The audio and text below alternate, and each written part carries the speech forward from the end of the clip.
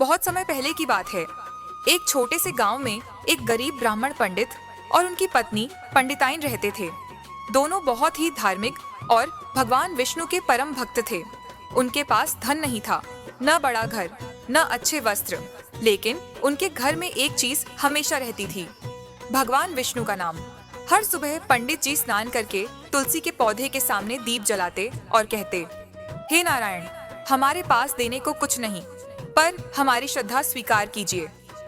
पंडिताइन भी पूरे प्रेम से भोग बनाती, चाहे वो सिर्फ सूखी रोटी ही क्यों ना हो। एक दिन घर में अन्न का एक दाना भी नहीं बचा।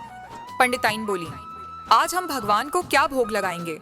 पंडित जी मुस्कुराए और बोले, भक्ति सच्ची हो तो भगवान स्वयं व्यवस्था करते हैं। उसी समय दरवाजे पर दस्तक हुई। दरवाजा खोला तो सामने एक तेजस्वी ब्राह्मण खड़ा था। आंखों में अद्भुत शांति, चेहरे पर दिव्य आभा।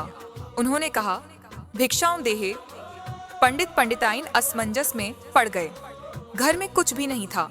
पंडिताइन ने अपने गले का मंगलसूत्र उतार लिया और बोली, इसे बेचकर भोजन ले आइए, अतिथि को भूखा नहीं लौटाना चाहिए। पंडित जी ने वैसा ही किया।